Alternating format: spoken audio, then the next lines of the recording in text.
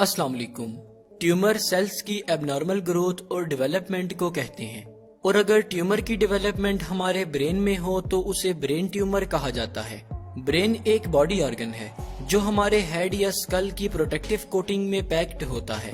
इसी वजह से ब्रेन में इंजरी के चांसेस बहुत कम होते हैं। लेकिन अगर ब्रेन सेल्स का रेडिएशन जैसा कि एक्स रेज वगैरह से एक्सपोजर हो जाए तो इससे सेल्स के डीएनए में म्यूटेशन हो सकती है जो कि ट्यूमर की वजह बनती हैं। इसके अलावा ब्रेन सेल्स में कोई हेरिडिटरी प्रॉब्लम्स जो कि पेरेंट्स से ऑफस्प्रिंग में ट्रांसफर हुई हों तो वो भी ब्रेन ट्यूमर्स कॉज कर सकती हैं। ब्रेन ट्यूमर को सर्जरी, कीमोथेरापी या फिर रेडिएशन थेरापी से ट्रीट किया जाता है। सर्जरी के जरिए ब्रेन ट्यूमर को ट्रीट करने के बहुत से तरीके हैं, जिनमें क्रैनियोटॉमी, न्यूरोएंडोस्कोपी और लेजर एब्लेशन शामिल हैं। ब्रेन ट्यूमर सर्जरी में क्रैनियोटॉमी सबसे ज्यादा की जाने वाली सर्जरी है। क्रैनियोटॉमी में न्यूरोसर्जन कुछ मेडिकल टेस्ट्स करवाता है, जैसा कि एमआरआई वगैरह, ताकि ट्यूमर की एग्जैक्ट लोकेशन का पता चल सके। सर्जरी के दौरान पेशेंट के हेड में कट लगा के बोन को रिमूव किया जाता है, जिससे कि सर्जन को ब्रेन सेल्स तक एक्सेस इजी हो जाती है। इस तरह ट्यूमर को लोकेट करके रिमूव किया जाता है।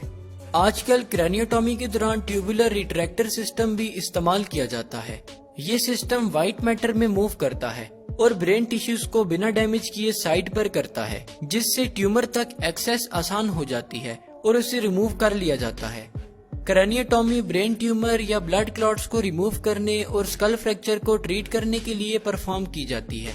इसके अलावा न्यूरोएंडोस्कोपी में स्कल में 2 से 3 स्मॉल होल्स किए जाते हैं और न्यूरोएंडोस्कोप की मदद से ट्यूमर को लोकेट करके रिमूव किया जाता है।